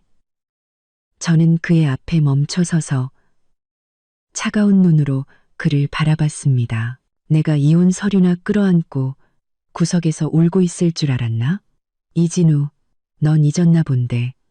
그 블랙카드의 가족카드는 항상 내 손에 있었어. 저는 안내 데스크 위에 블랙카드를 가리키며 말을 이었습니다. 네가 주카드만 있으면 그 돈으로 마음껏 내 언녀와 결혼할 수 있을 거라고 생각했겠지. 하지만 잊지 마. 그 카드는 우리가 결혼 생활 중에 만든 거고 그 안에 돈 절반은 내 몫이야. 내 회사 시작 자금, 우리 부모님이 노후 자금을 털어 대주신 거고 네가 지금 사는 아파트 계약금, 내가 결혼 전에 3년 동안 모은 월급이야. 심지어 네가 입고 있는 그 턱시도 작년에 네가 사업 때문에 필요하다고 해서 내가 같이 가서 사준 거잖아. 제 말은 무거운 망치처럼 이진우의 심장을 내리쳤습니다. 그는 뒤로 물러서다 와인 상자에 부딪혔고 당황한 목소리로 외쳤죠.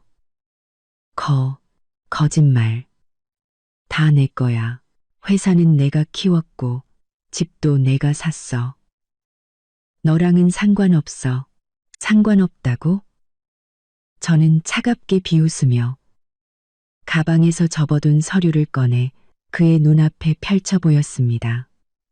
이게 뭔지 직접 봐. 우리 이혼 합의서야. 여기 똑똑히 쓰여 있지. 혼인 중 공동재산, 회사 지분, 부동산, 예금 전부 각자 절반씩 나눈다고. 네가 직접 서명할 때 분명히 봤을 텐데. 몇 시간 지났다고 잊어버렸어? 이진우의 시선이 합의서의 서명란에 꽂혔습니다. 익숙한 자신의 필체를 본 그는 순식간에 기가 죽어 아무 말도 하지 못했죠. 주변 하객들은 그제야 모든 것을 이해하고 술렁이기 시작했습니다. 세상에, 이진우 저 사람 공동재산을 혼자 독차지하려고 했네. 정말 파렴치하다. 전처 돈으로 성공해놓고 이혼하자마자 그 돈으로 내연녀랑 결혼하려 하다니 카드 해지당해도 싸다. 이뮤라는 경비원에게 붙들린 채 그 말을 듣고 제 손에 들린 합의서를 보더니 얼굴이 새하얗게 질렸습니다. 그녀는 발버둥치며 제게 소리쳤죠. 거짓말. 네가 위조한 거야. 진우 씨가 너한테 빚진 돈은 없어. 위조? 저는 그녀를 비웃으며 돌아봤습니다. 구청에 가서 확인해 보든 은행에 가서 확인해 보든 마음대로 해. 이 카드를 내가 해지했는지 안에 있던 돈이 합의서대로 분할되었는지. 이뮤라, 넌 네가 재벌이랑 결혼해서 인생 역전할 줄 알았겠지. 하지만 넌 그냥 그가 내 돈으로 키운 내연녀에 불과해. 이제 내 돈은 내가 되찾았는데 그가 너한테 뭘 더 해줄 수 있을까? 이뮤라는 제 말에 아무 대답도 하지 못하고 절망과 공포에 찬 눈물을 흘렸습니다. 그녀는 이진우를 보며 물었죠. 자기야, 저 여자 말이 사실이야? 정말 당신 저 여자 돈으로 성공한 거야. 이진우는 이뮤라의 질문과 주변의 손가락질에 불 위에 올려진 것처럼 괴로워했습니다. 그는 부인하고 싶었지만 제 손의 합의서 때문에 그럴 수 없었고 인정하자니 자존심이 허락하지 않았죠. 결국 그는 얼굴을 감싸고 바닥에 주저앉으며 중얼거렸습니다. 그만해. 제발 그만해. 그때 호텔 지배인이 다가와 제게 물었습니다. 손님, 그렇다면 이 대표님 카드의 돈은? 확실히 두 분의 공동 재산이었고 손님께서 처리할 권리가 있으셨던 거군요. 맞습니다. 저는 고개를 끄덕였습니다. 오늘 제가 온 건 그가 우리의 공동 재산으로 얼마나 성대한 결혼식을 치르는지 구경하러 온 겁니다. 보아하니 정말 성대하네요. 다만 이 계산을 어떻게 할지는 저도 궁금하군요. 지배인은 즉시 바닥에 주저앉은 이진우에게 다가가 엄하게 말했습니다. 이 대표님, 이제 상황이 명확해졌습니다. 카드 대금은 공동 재산으로 이미 분할되었으니 오늘 비용은 즉시 결제하셔야 합니다. 만약 결제가 불가능할 경우 저희는 규정에 따라 법적 조치를 취할 수밖에 없습니다. 이진우는 어깨를 떨며 아무 말도 하지 못했습니다. 하객들은 하나둘 짐을 챙겨 떠나기 시작했죠. 저는 이진우의 비참한 모습을 보며 조금의 동정심도 느끼지 않았습니다. 오직 통쾌함만이 가득했죠. 5년간의 억울함과 희생을 오늘 드디어 조금이나마 되갚은 기분이었습니다. 하지만 아직 부족했습니다. 닭콩 그런 일에 섬다는 바라도 조금이나마 되갚은 기분이었습니다. 저는 그가 자신의 행동에 대해 더 끔찍한 대가를 치르기를 바랐습니다. 이진우가 바닥에 주저앉아 얼굴을 감싸고 있고 이뮤라는 경비원에게 붙들려 꼼짝 못하는 상황. 하객들의 비난은 점점 더 거세졌습니다. 한 아주머니가 이진우를 손가락질하며 외쳤죠. 내가 그럴 줄 알았어. 저 사람 예전에 아무것도 없을 때 전처 돈으로 성공했다더니 이제 와서 배신하고 그 돈으로 내 언녀랑 결혼하려 한 거잖아. 사람도 아니야. 이진우 회사에서 인턴을 했다던 젊은 여성도 핸드폰으로 촬영하며 목소리를 높였습니다. 제가 인턴할 때 들었는데 진우 씨, 전처한테는 겨울에 패딩 한 벌 사주는 것도 아까워했대요. 그런데 내 언녀한테는 다이아 반지에 호화 결혼식까지 전부 공동재산으로요. 정말 역겹네요. 그 말에 이진우와 사업관계에 있던 몇몇 사장들의 얼굴도 굳어졌습니다. 저런 사람이랑은 앞으로 거래하면 안 되겠어. 신뢰가 안 가네. 자기 아내까지 속이는 사람이 우리라고 못 속이겠어? 저 회사 자금 사정도 안 좋은 게 틀림없어. 그 말들은 비수처럼 이진우의 귀에 꽂혔습니다. 그는 고개를 들어 눈물과 분노로 얼룩진 얼굴로 소리쳤죠. 헛소리하지 마. 난 재산 빼돌린 적 없어. 그 돈 원래 내 거라고. 내 건지 아닌지는 네가 정하는 게 아니지.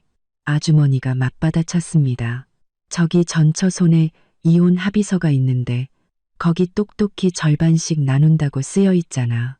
이제 와서 혼자 다 가지려고 한 게 재산 빼돌린 거 아니면 뭔데? 이진우는 아무 말도 하지 못하고 얼굴만 불그락푸르락 했습니다. 그때 박 부사장이 조용히 다가와 속삭였죠.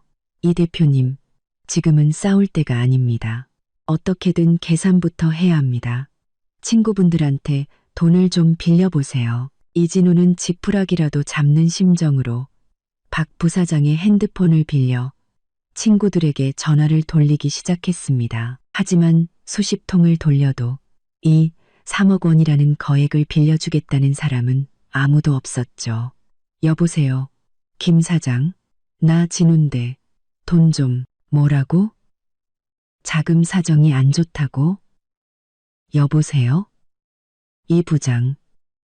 나야, 진우. 결혼식 비용 때문에 그런데 이 3억만 빌려줄 수 있을까? 여보세요? 그는 전화를 끊고 절망에 빠졌습니다. 평소 형님, 동생 하던 친구들이 돈 문제 앞에서는 모두 등을 돌린 것이었죠. 하객들은 그 모습을 보고 더욱 비웃었습니다. 꼴 좋다. 돈도 없으면서 허세는. 빨리 계산이나 하지. 시간 낭비하게 만드네. 지배인도 다가와 최후 통첩을 날렸습니다. 이 대표님, 더 이상은 기다릴 수 없습니다. 지금 결제하지 않으시면 경찰을 불러 법적으로 처리하겠습니다. 그렇게 되면 대표님 명예에도 큰 타격이 갈 겁니다. 이진우는 지배인의 단호한 표정과 주변의 비웃음, 그리고 울고 있는 이뮤라를 보며 갑자기 세상이 빙빙 도는 것을 느꼈습니다. 그는 벽에 기대어 중얼거렸죠. 돈 없어요.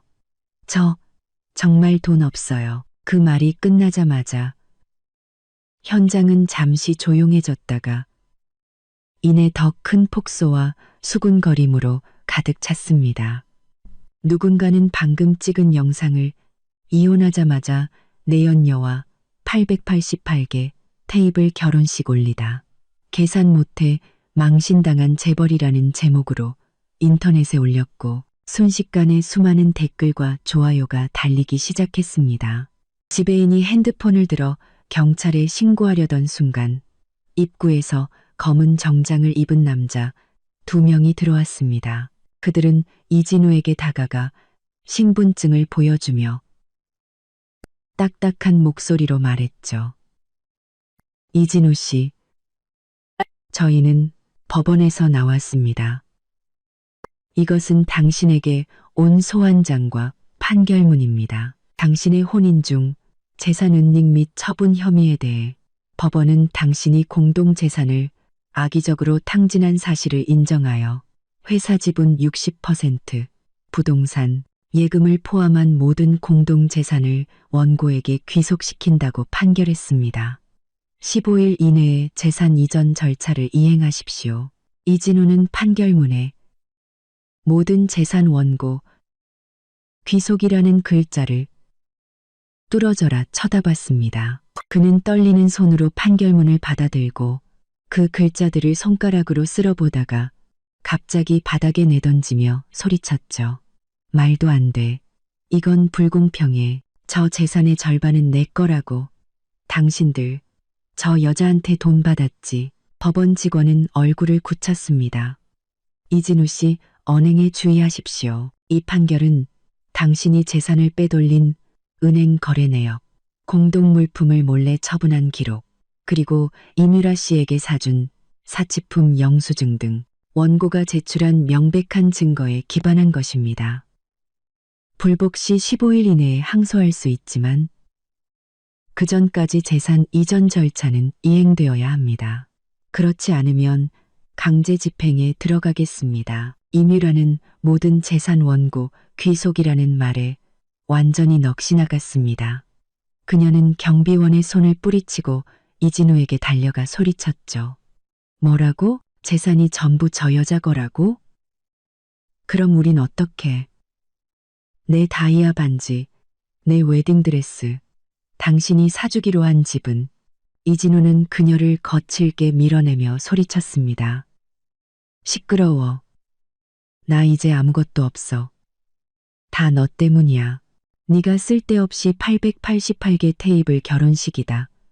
뭐다 해서 돈을 쓰게 만들어서 저 여자한테 꼬투리를 잡힌 거잖아. 내 탓이라고? 이뮤라는 눈물을 쏟아냈습니다. 누가 나한테 세상에서 가장 화려한 결혼식을 시켜준다고 했어.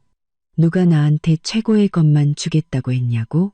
이제 와서 내 탓을 해? 이 사기꾼아. 두 사람은 모든 사람 앞에서 서로를 비난하며 추하게 싸우기 시작했습니다. 하객들은 흥미진진하게 그 모습을 구경하며 영상을 찍었죠. 저는 법원 직원에게 다가가 그들이 건넨 재산 이전 확인서에 서명했습니다. 직원은 제게 고개를 끄덕였죠. 이후 절차는 저희가 돕겠습니다. 그릇과 언제든 연락 주십시오. 감사합니다. 저는 확인서를 가방에 넣고 여전히 싸우고 있는 이진우와 이뮤라, 그리고 아수라장이 된 연회장을 돌아봤습니다. 깨진 와인병, 더러워진 웨딩드레스, 흙먼지 묻은 왕관. 이것이 이진우가 원했던 화려한 결혼식의 결말이었습니다. 박민준이 제 쇼핑백을 들고 달려와 웃으며 말했습니다. 누나, 정말 대단해요. 카드 해지시킨 것도 모자라서 재산까지 전부 되찾으셨네요. 정말 속이 다 시원해요. 저는 쇼핑백을 받아들고 그의 어깨를 두드렸습니다. 아까 도와줘서 고마웠어. 이 20만 원은 그냥 가져. 혹시 이진우가 너한테 해코지하면 나한테 전화하고. 박민주는 손을 내저었습니다. 아니에요. 아니에요. 누나를 도울 수 있어서 저도 기뻤어요. 저 사람 이제 자기 앞가림도 못할 텐데 저한테 신경 쓸 겨를이나 있겠어요? 저는 미소만 짓고 입구로 향했습니다. 이진우 옆을 지나칠 때 그는 저를 올려다봤습니다. 그의 눈에는 증오와 억울함이 가득했지만 아무 말도 하지 못했죠. 그는 이제 저를 비난할 자격조차 없었습니다. 임페리얼 팰리스 호텔을 나서자 시원한 밤바람이 불어왔습니다. 마음이 한결 가벼워졌죠. 5년간의 억울함, 분노, 슬픔이 모두 이 순간 사라지는 것 같았습니다. 저는 하늘의 별을 올려다보며 핸드폰을 꺼내 부모님께 전화를 걸었습니다. 엄마, 아빠, 다 해결됐어요. 재산도 전부 되찾았어요. 내일 집에 갈게요. 전화기 너머로 부모님의 기뻐하는 목소리가 들려왔습니다. 저는 전화를 끊고 미리 불러둔 택시에 올라타 말했죠. 기사님, KTX역으로 가주세요. 집으로 가는 가장 빠른 표로요. 차가 출발하고 저는 창밖으로 법원 직원과 호텔 지배인에게 둘러싸인 이진우, 그리고 옆에서 울고 있는 이뮤라의 모습을 보았습니다. 하객들은 흩어지면서도 여전히 수군거리고 있었죠. 제 입가에 미소가 걸렸습니다. 이진우, 이게 다 네가 자초한 일이야. 넌 결혼을 배신했고 우리의 공동재산을 탕진했으니 이런 결과를 맞는 게 당연해. 그리고 나는 드디어 과거를 내려놓고 내 것을 되찾아 부모님 곁으로 돌아가 새로운 삶을 시작할 거야. 앞으로의 내 인생은 이전보다 훨씬 더 빛날 테니까. 나를 무시했던 모든 사람이 나를 다시 보게 될 거야.